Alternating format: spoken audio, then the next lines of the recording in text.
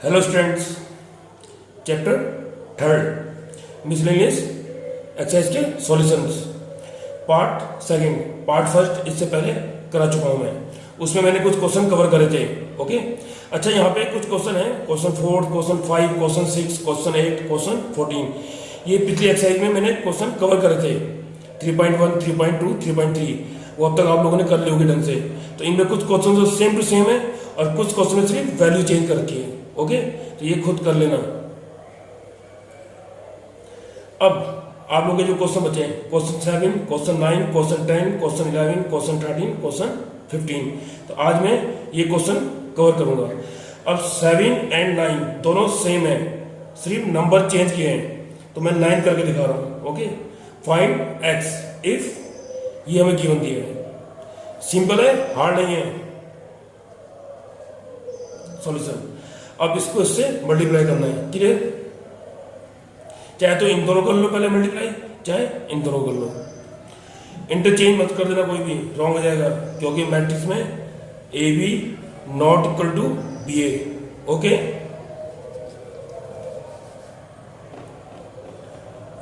हमें दिया है एक्स माइनस 5 माइनस 1, ये दिया 1 0 2 0 2 0 2 1 3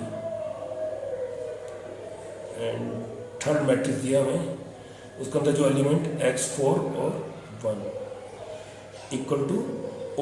ओ मतलब नल मैट्रिक्स। क्लियर? अब ये मर्जी आपकी, फर्स्ट टू इन दो को मल्टीप्लाई करो या लास्ट टू को। फर्स्ट और लास्ट मत कर देना, रॉन्ग हो जाएगा। इसका ऑर्डर कितना है 1/3 और इसका ऑर्डर कितना है 3/3। तो आपको बता चुका हूं, अब तक तो क्लियर हो गया होगा। मल्टीप्लाई करते वक्त पहले का कॉलम और दूसरे रो क्या होना चाहिए, same.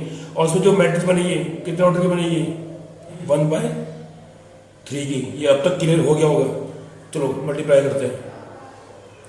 First row first column, इसको इससे निकालो, कितना जाएगा x, ये 0 जाएगा और ये -2, तो ये हो गया x -2। क्लियर? अब फर्स्ट रो सेकंड कॉलम, ये इससे 0 -10 और ये 0, बीच में थोड़ा गैप देना। अब ये थर्ड रो से ये कितना हो जाएगा 2x -5 और -3 -8।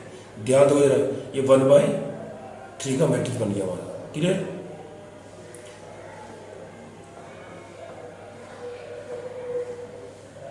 अब ये कितने ऑर्डर का है 1। अब देखो जरा, इसका कॉलम इसके रो क्या है इक्वल। अब कितने का मैट्रिक्स बनेगा हमारा 1/1 का, मतलब एक एलिमेंट आएगा। First row first column, simple. इसको इससे मल्टीप्लाई करो, कितने जाएगा x² - 2x, ये इससे इंटू होगा -40 और ये इससे इंटू होगा प्लस 2x -8। ये हो गया x² - 2x से 2x कैंसिल -48। और ये क्या शो कर रहा है, नल मैट्रिक्स। कंपेयर करो तो ये आ जाएगा 48। ये तो कॉमन सी बात है, सॉल्व करना सबको आता होगा। ये आ गया प्लस -63 4√3। ये हमारा आंसर है। क्लियर? क्वेश्चन 11, इसको करने से पहले मैंने आप लोगों को एक चीज बताई थी। मल्टीप्लाई करते वक्त इसका कॉलम इसके रो के क्या होना चाहिए इक्वल, और इससे जो भी नया मैट्रिक्स बनेगा कितने का बनेगा वो, ये बता चुका हूं कई बार। तो ये करने से पहले आप लोगों को ये पता होना चाहिए, जब भी मल्टीप्लाई करते हैं पहले का कॉलम दूसरे रो के इक्वल होता है, और जो बच गया ये m और p, इतने का मैट्रिक्स बनेगा। क्लियर? तो सबसे पहले तो मैं x फाइंड करना है। x यहाँ पे है क्या, 1 2 3 4 5 6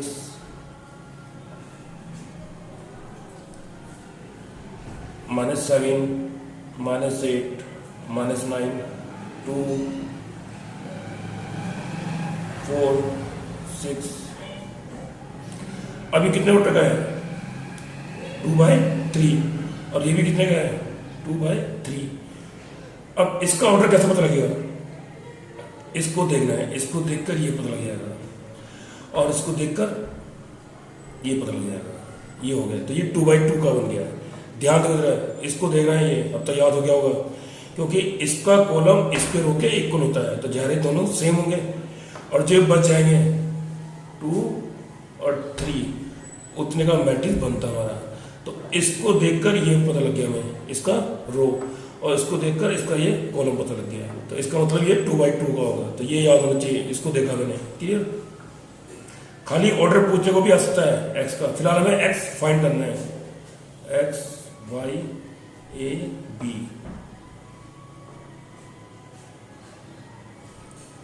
1 4 2 5 3 6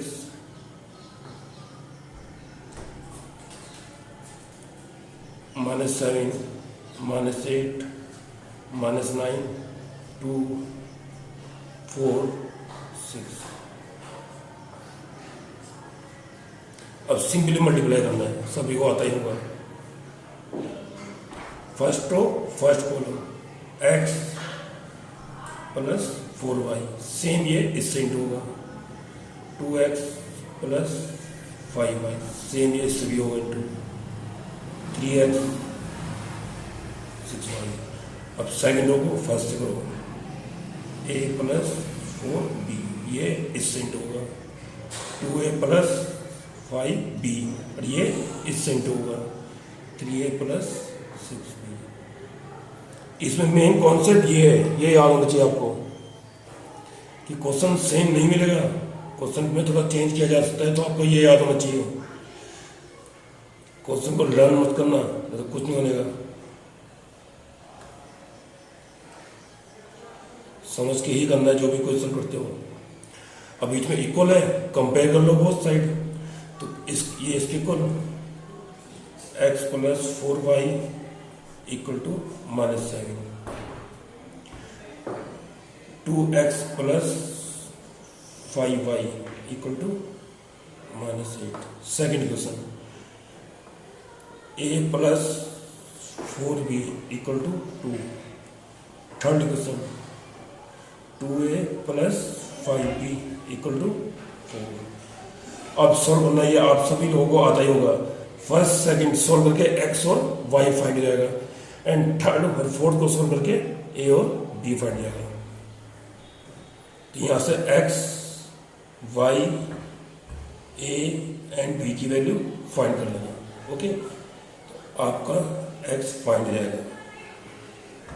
मैं इसका आंसर लिख देता हूँ, 1 2 -2 0। ये नॉर्मल सी क्वेश्चन है, सबको सॉल्व करना आना चाहिए। क्लियर? क्वेश्चन नंबर 13, एक ए मैट्रिक्स दिया है और साथ में गिवन दिया है a स्क्वायर इक्वल टू आई। यहाँ 4 ऑप्शन दिए हैं, अब बताना इनमें से कौन सा ऑप्शन करेक्ट है।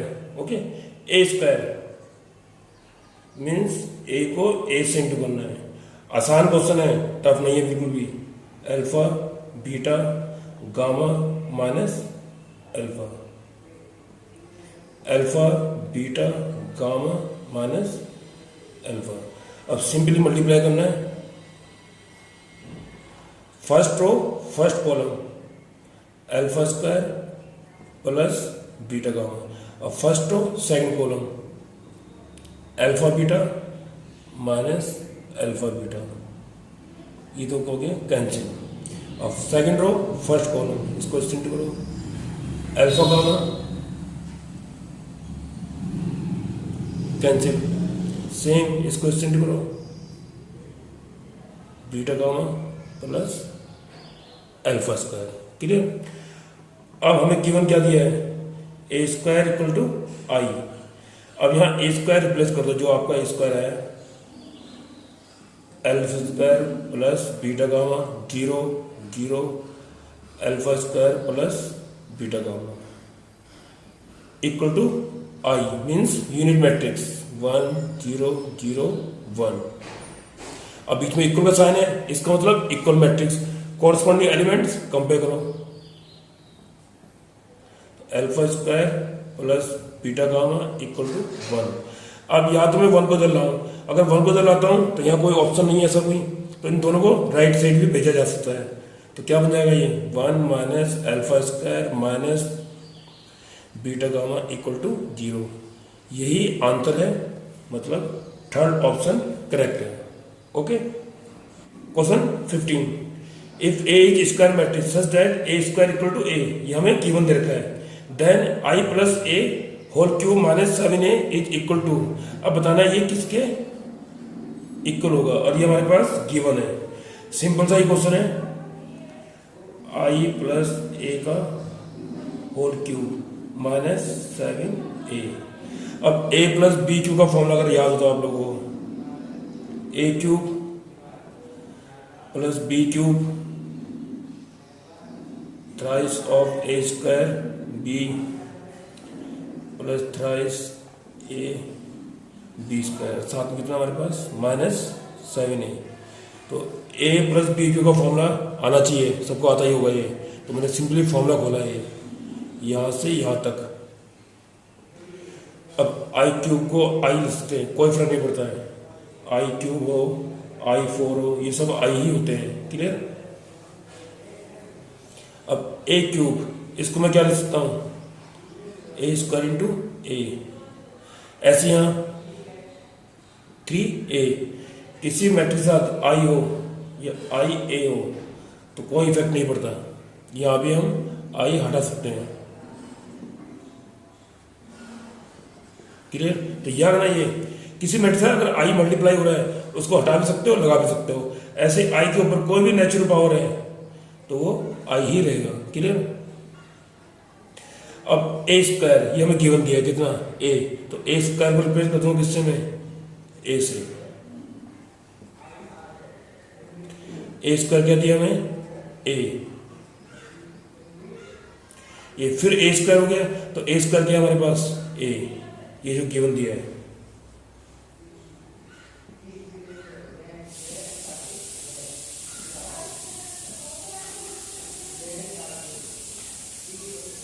अब कितना हो गया 6 और ये 7, तो ये सब कैंसिल, तो हमारा जो आंसर आया वो हो गया आई। क्लियर। क्वेश्चन नंबर 10, इसमें बोल क्या रहे हैं, there are 3 product X Y Z, ठीक है, उनकी जो एनुअल सेल है वो दे रखी है 2 मार्केट में, market first and market second. First market में एक्स वाई जेड प्रोडक्ट उनकी जो एनुअल सेल है वो दे रखी है 10,000, 2,000, 18,000, एंड सेकंड मार्केट में 6,000, 20,000 एंड 8,000। ओके। अब दोस्तों मैट्रिक्स से कैसे करना है, लेट ए, ये जो फर्स्ट मार्केट में जो है प्रोडक्ट एक्स वाई जेड इनकी annual sale 10,000, 2,000 and 18,000, and second market में 6,000, 20,000 एंड 8,000। अब मैंने जहां यहां मैट्रिक्स बनाई है, ये मैट्रिक्स बनी हमारी कितनी की 2/3 की। ओके। एंड बी, अब इन unit sale price of X Y Z, इनकी यूनिट सेल प्राइस जो है एक्स वाई जेड आर इतना कितना 2 रुपीज 50 पैसा, 1 रुपीज 50 पैसा एंड 1 रुपीज। तो इनका मैं अलग से मैट्रिक्स बनाता हूं 2.5, 1.5 एंड 1.0, ये बना 3/1 का। ओके। अब मैं यहां ए बी करता हूं, क्यों, इन्हें पूछा क्या है, find the total revenue in each market with the help of matrix algebra. Revenue समझ गए होंगे, सेलिंग प्राइस 10,000, 6,000, 2,000, 20,000, 18,000, 8,000 इसको मैं मल्टीप्लाई करूंगा इनके यूनिट सेल प्राइस से, 2.5, 1.5 एंड 1.0। यहाँ तो ये 2/3 की मैट्रिक्स और ये 3/1, क्योंकि मल्टीप्लाई करते वक्त इसका रो इसके कॉलम के क्या होना चाहिए, सेम। ओके, अब कितना मैट्रिक्स बनेगा, 2/1 का। ओके, अब मल्टीप्लाई सबको करना आता होगा, फर्स्ट रो फर्स्ट कॉलम, इसको इससे मल्टीप्लाई करना है, प्लस इसको इससे मल्टीप्लाई, प्लस इसको इससे मल्टीप्लाई करना है, तो यहाँ पे आपकी वैल्यू आ जाएगी same. Second row first column, इसको इससे मल्टीप्लाई, प्लस इसको इससे मल्टीप्लाई, रो को फर्स्ट कॉलम से, सेकंड रो को फर्स्ट कॉलम से। अब मल्टीप्लाई करना आता है, मैं यहाँ डायरेक्ट इसका आंसर लिख देता हूँ, 46,000 आएगा, एंड सेकंड में आएगा 53,000। तो जो ये हमारा आएगा फर्स्ट एंड ये सेकंड मार्केट, ये क्या है, फर्स्ट मार्केट का रेवेन्यू और ये सेकंड मार्केट का रेवेन्यू। ओके, इसको कुछ नाम देना चाहो दे सकते हो। ये आगे तुम्हारा सेलिंग प्राइस, रेवेन्यू जो हो गया, क्लियर।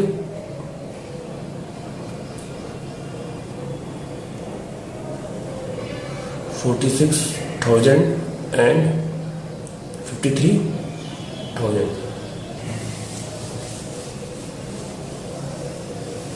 अब बी पार्ट के लिए हमने यहां पे ए क्या माना था,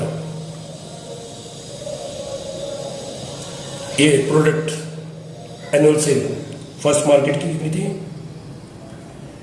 10,000, 6,000, 2,000, 20,000, 18,000, 8,000 एंड यहाँ सी ये ले रहा हूँ, यूनिट कॉस्ट किनकी, XYZ प्रोडक्ट की, 2 रुपीज, 1 रुपी एंड 50 पैसा। अब AC को इंटू करेंगे, 10,000, 2,000, 18,000, 6,000, 20,000, 8,000, 2 रुपीज, 1 रुपीज एंड 50 पैसा। सेम मल्टीप्लाई करना सबको आता ही होगा, फर्स्ट रो फर्स्ट कॉलम, यहाँ पे एलिमेंट आ जाएगा, सेकंड रो फर्स्ट कॉलम, तो मैं यहाँ डायरेक्ट लिख रहा हूँ 31,000 एंड 36,000। तो ये हमारा क्या आ गया, फर्स्ट मार्केट एंड ये सेकंड मार्केट का क्या आ गया, कॉस्ट। ओके, इसको मैं नाम देता हूं कॉस्ट प्राइस, क्लियर। अब ये पूछा क्या है, ग्रॉस प्रॉफिट।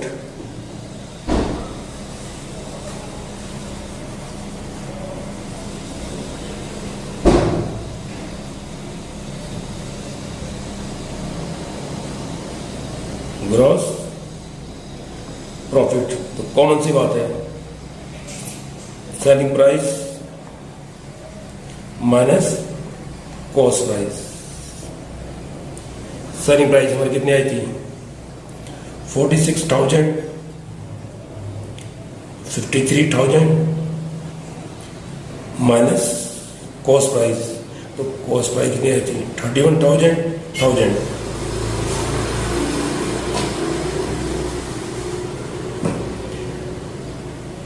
अब सिंपली माइनस करो, इसको इससे माइनस करो, कितना आएगा 15,000, इसको इससे माइनस करो, कितना आएगा 17,000।